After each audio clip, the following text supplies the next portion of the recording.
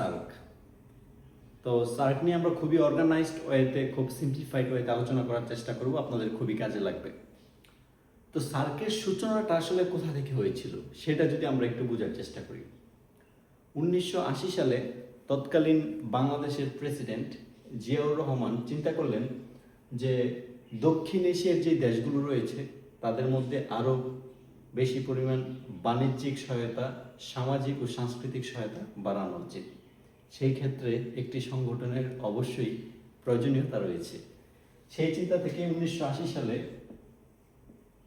জিয়াউর রহমান একটি সংস্থার প্রস্তাব করেন বা সার্কের প্রস্তাব করেন।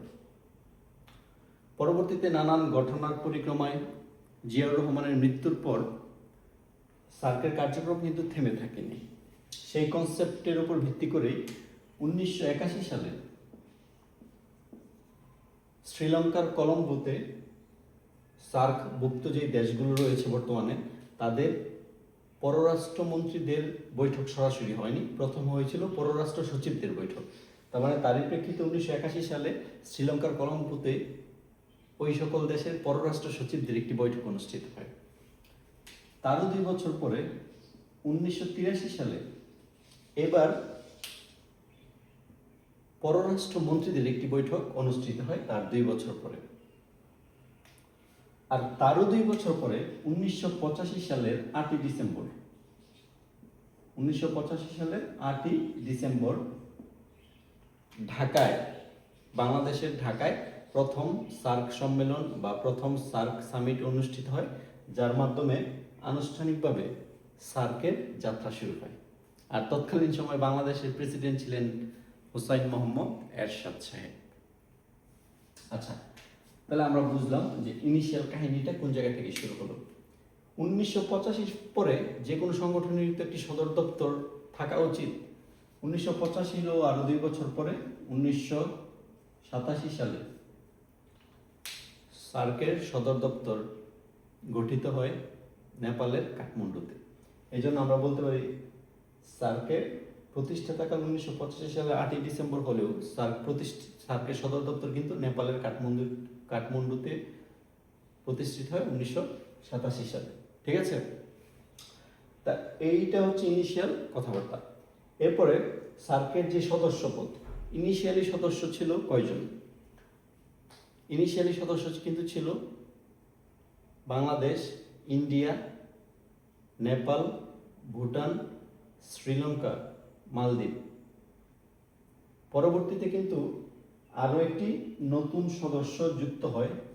প্রথমে 7টি সদস্য থাকলেও পরবর্তীতে আরও একটি নতুন সদস্য যুক্ত হয় 2007 সালে। 2007 সালে কিন্তু আফগানিস্তান যুক্ত হয়। তার মানে মোট সদস্য গিয়ে দাঁড়ায় 8-এ। কেমন? তাহলে সার্কের বর্তমান সদস্য সংখ্যা কত? বর্তমান সদস্য সংখ্যা কিন্তু 8। আচ্ছা, এইবার যদি আমরা আরেকটু ভিতরে ঢোকার চেষ্টা করি যে সার্কের সফলতা কোন জায়গায়, সার্কের ব্যর্থতা কোন জায়গায়। আমরা কিন্তু বলেছিলাম 1985 সালে 8ই ডিসেম্বর প্রথম সার্ক সামিট অনুষ্ঠিত হয়েছিল বাংলাদেশের ঢাকাতে। এরকম আরও কিন্তু অনেকগুলো সার্ক সামিট অনুষ্ঠিত হয়েছে, তার মধ্যে ইম্পর্টেন্ট কয়েকটা আমি বলি। যেমন 7th সার্ক সামিট, এটা একটা ইম্পর্টেন্স আছে আলাদা। 12th সার্ক সামিট, এটার আলাদা একটা ইম্পর্টেন্স আছে। 7ম সার্ক সামিট যেটা অনুষ্ঠিত হয়েছিল সেখানে একটি চুক্তি প্রস্তাবিত বা স্বাক্ষর হয়। সেই চুক্তি বা প্রস্তাবটা কিন্তু সার্কের অন্যতম সফলতা। ঠিক তেমনিভাবে 12তম সামিটেও কিন্তু একটি চুক্তি বা প্রস্তাব স্বাক্ষরিত হয়েছিল, সেটাও সার্কের সফলতা। এই চুক্তিটা কি ছিল?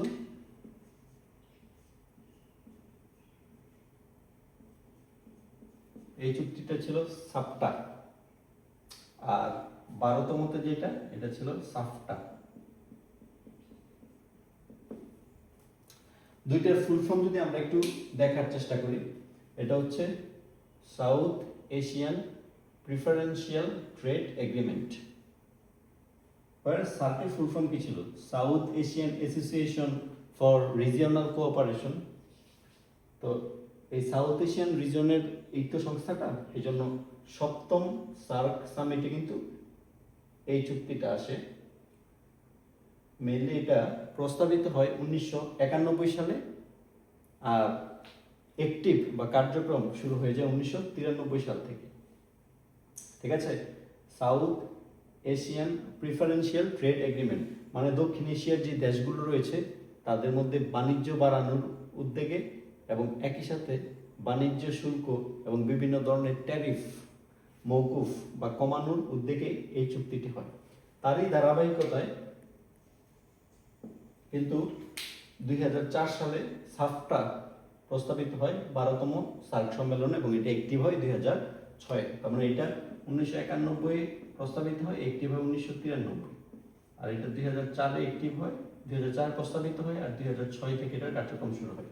এটা ফুল ফর্ম কি? South Asian free trade agreement, মানে মুক্ত বাণিজ্য দক্ষিণ এশিয়ার দেশগুলোর মধ্যে, শুল্কবিহীন মুক্ত বাণিজ্য বা কম শুল্কে মুক্ত বাণিজ্য। এগুলো নিয়ে আমরা অন্যদিন ডিটেলস আলোচনা করবো। তাহলে এই দুইটা কিন্তু সার্কের অন্যতম সফলতা, কারণ সার্কভুক্ত দেশগুলোর মধ্যে তখন বাণিজ্য কিছুটা হলেও বেড়ে গিয়েছিল এবং বাণিজ্যের অভিযাত্রা আরও সম্প্রসারিত হয়েছিল। ঠিক আছে, দেন আমরা বলতে পারি সার্ক কিন্তু শিক্ষা, সংস্কৃতি এবং সামাজিক অগ্রগতিতেও গুরুত্বপূর্ণ ভূমিকা পালন করেছিল এবং দক্ষিণ এশিয়ার দেশগুলোর মধ্যে একটা সেতু বন্ধন হিসাবে কাজ করেছে। তাহলে সার্কের সফলতা যদি বলি আমরা 4টা হেডিংয়ে বলতে পারি: সাফটা, তারপর দক্ষিণ এশিয়ার দেশগুলোর মধ্যে শিক্ষা সংস্কৃতিতে প্রভাব রেখেছে, দক্ষিণ এশিয়ার দেশগুলোতে সেতু বন্ধন হিসাবে কাজ করেছে। এগুলো হচ্ছে সার্কের সফলতা। তবে সার্ক কি বর্তমানে অ্যাক্টিভ নাকি সেটা একটু বোঝা উচিত। বর্তমানে কি আসলেই সার্ক কাজ করছে নাকি সার্ক পুরোপুরি ব্যর্থ হয়ে বিলীন হয়ে গেছে? আমরা বলতে পারি বর্তমানে প্রায় সার্ক মৃত, কারণ আপনি লক্ষ্য করে দেখুন সর্বশেষ সার্ক সামিট কত সালে হয়েছে। সর্বশেষ সম্মেলনটা হয়েছে আপনার 2016 সালে হওয়ার কথা ছিল পাকিস্তানের ইসলামাবাদে, বাট ওই যে ইন্ডিয়া পাকিস্তান দ্বৈরথ বা ইন্ডিয়া পাকিস্তানের বিরোধের কারণে এই সম্মেলন আর অনুষ্ঠিত হয়নি। তার মানে আমরা বলতে পারি কার্যত 2016 সালের পরে সার্কের আর কোনো সম্মেলন অনুষ্ঠিত হয়নি, কার্যক্রম প্রায় স্থবির বা মৃত হয়ে পড়ছে। এর 2 বছর আগে 2014 সালে সার্কের সর্বশেষ সামিটটি অনুষ্ঠিত হয়েছিল, নেপালে অনুষ্ঠিত হয়েছিল। তাহলে বলতে পারি সার্ক কিন্তু কার্যত মৃত। তাহলে সার্কের ব্যর্থতার আসলে কারণটা কি? কেনই সার্ক প্রায় মৃত হয়ে গেল? এর সার্কের ব্যর্থতার যদি আমরা কারণ উদ্ঘাটন করতে যাই, নিঃসন্দেহে 1 নম্বর আসবে হচ্ছে ইন্ডিয়া পাকিস্তান দ্বৈরথ বা ইন্ডিয়া এবং পাকিস্তানের বিরোধ। এটা সার্কের অগ্রগতিতে বড় একটি বাধা।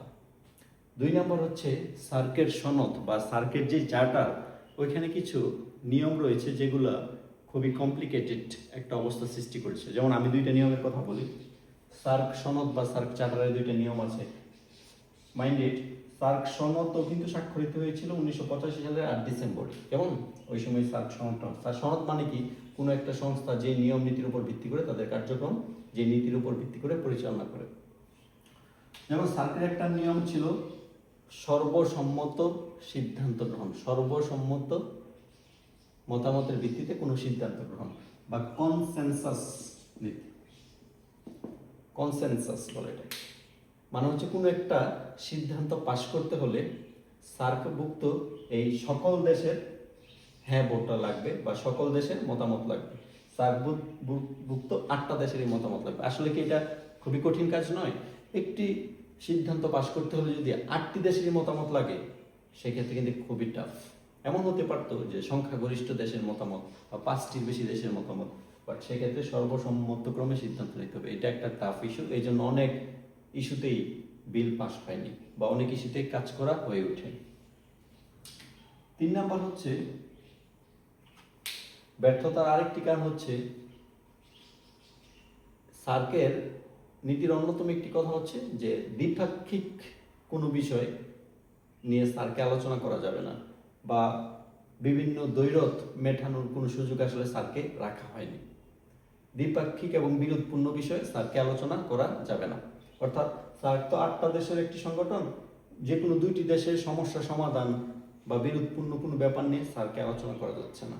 মানে ইন্ডিয়া পাকিস্তানের যে দ্বৈরথ বা ইন্ডিয়া পাকিস্তানের যে বিরোধ, তা সমাধানের কার্যত কোনো উপায় সার্কের সনদে নেই। ওয়ারেস বিমস্টেক আসিয়ানে কিন্তু বা কোনোটার মধ্যে কিন্তু ওই সুযোগটা রয়েছে, আমরা দেখবো সেক্ষেত্রে কেন ওগুলো সার্ক থেকে ভালো আমরা বুঝতে পারবো। ঠিক আছে, এটা কার্যত বিরোধ নিষ্পত্তির কোনো বিধান নেই। ঠিক আছে, বিরোধ নিষ্পত্তির বিধান নেই। আপনারা সার্কের সনদটা সার্চ করে ভালো করে দেখে নেবেন আরো ফুলস ডিটেলসে বুঝতে চাই।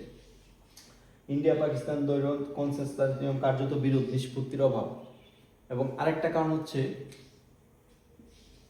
বিশ্বব্যাপী কিন্তু আফিম উৎপন্নকারী 3টা দেশের একটা ক্রিসেন্ট রয়েছে। যদি ম্যাপের মধ্যে আমরা দেখি, একদিকে এখানে যদি হয় ইরান, এখানে যদি হয় আফগানিস্তান, তারপর হচ্ছে পাকিস্তান, এই 3টা দেখতে অর্ধচন্দ্রাকৃতির মতো, এটা বলে গোল্ডেন ক্রিসেন্ট।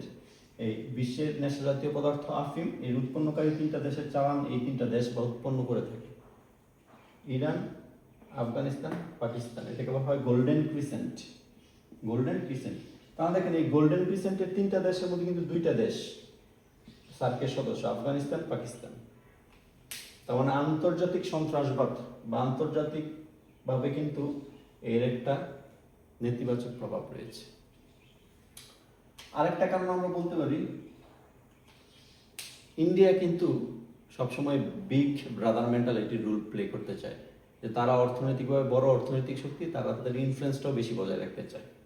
তা ইন্ডিয়ার এই বিগ ব্রাদার মেন্টালিটির কারণেও সার্ক তার কার্যক্ষমতা হারিয়েছে, বাস্তবিক হয়েছে। ওভারঅল এই কারণগুলোর কারণে কিন্তু সার্ক কিছুটা ব্যর্থর দিকেই বলা যায়। ঠিক আছে, এই জন্য পরবর্তীতে কিন্তু আরো আমরা বিমস্টেক নিয়ে দেখবো, যেখানে কিন্তু বিমস্টেকের সদস্য বাংলাদেশ, ইন্ডিয়া হলেও পাকিস্তান নেই। এই জন্য ইন্ডিয়া পাকিস্তানের দ্বৈরথ বা বিরোধের সম্ভাবনা সেখানে নেই, তাই বিমস্টেক কিন্তু সার্ক থেকে আরেকটু বেশি সফল।